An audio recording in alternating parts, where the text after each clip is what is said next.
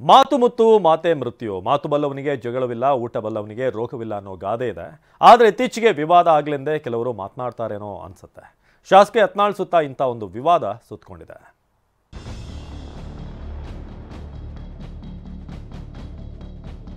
जो बीजापुर का एमएलए बसनगौड़ा पाटिल यत्नाळ, इसने हमारे प्यारे नबी की शान में गुस्ताखी की है। किसी भी हाल पर हमें ये बर्दाश्त नहीं है। हमारी ये गुजारिश है कि इस नापाक सुअर को जल्द से जल्द अरेस्ट किया जाए।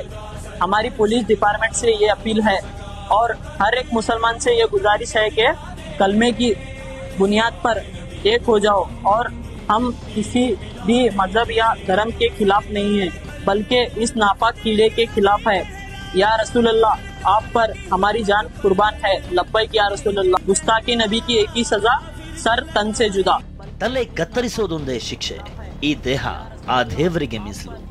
ಈ ದೇಹ ಇರೋದೇ ಅವನ ಸೇವೆಗಾಗಿ. ನಾವು ಯಾವ ಮತ ಧರ್ಮದ ವಿರುದ್ಧ ಇಲ್ಲ. ನಿಂದಿಸಿದವನನ್ನ ಸುಮ್ಮನೆ ಬಿಡಲ್ಲ. ಇದು ಈ ವಿಡಿಯೋದಲ್ಲಿರೋ ಯುವಕನ ಮಾತು.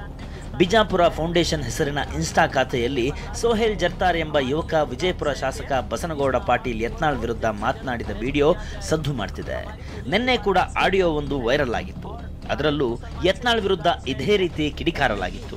या रसूल अल्लाह, आप पर हमारी जान कुर्बान है। लब्बैक या रसूल अल्लाह। गुस्ताखी नबी की एक ही सजा, सर तन से जुदा। ಶಾಸಕ ಯತ್ನಾಳ್ ವಿರುದ್ಧ ಇಂತಹ ಆಕ್ರೋಶ ಯಾಕೆ? ಮಾತೆತ್ತಿದ್ರೆ ಮುಸ್ಲಿಮರನ್ನೇ ಗುರಿಯಾಗಿಸಿ ಮಾತನಾಡುವ ಇದೇ ಯತ್ನಾಳ್ ಮೊನ್ನೆ ಹುಬ್ಬಳ್ಳಿ ರಾಮನವಮಿ ದಿನ ಉದ್ಧವ್ ಠಾಕ್ರೆ ನಿಂದಿಸುವ ಬರದಲ್ಲೇ ವಿವಾದಾತ್ಮಕ ಹೇಳಿಕೆ ನೀಡಿದ್ರು.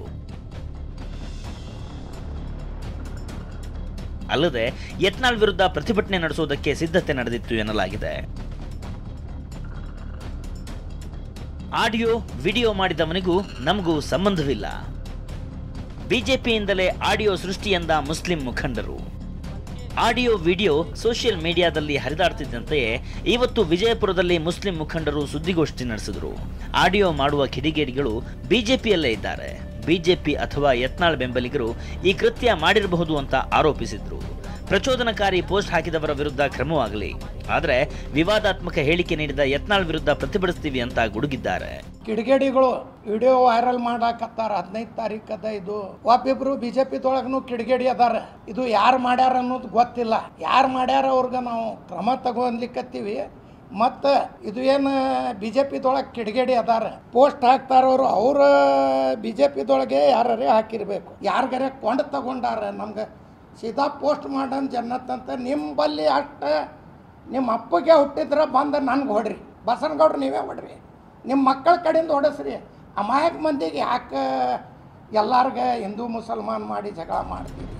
ಇವರೇ ಹೇಳುವಂತೆ ವಿಜಯಪುರದಲ್ಲಿ ಎಲ್ಲ ಸಮುದಾಯದವರು ಒಟ್ಟಾಗಿ ಬದುಕ್ತಿದ್ದಾರೆ.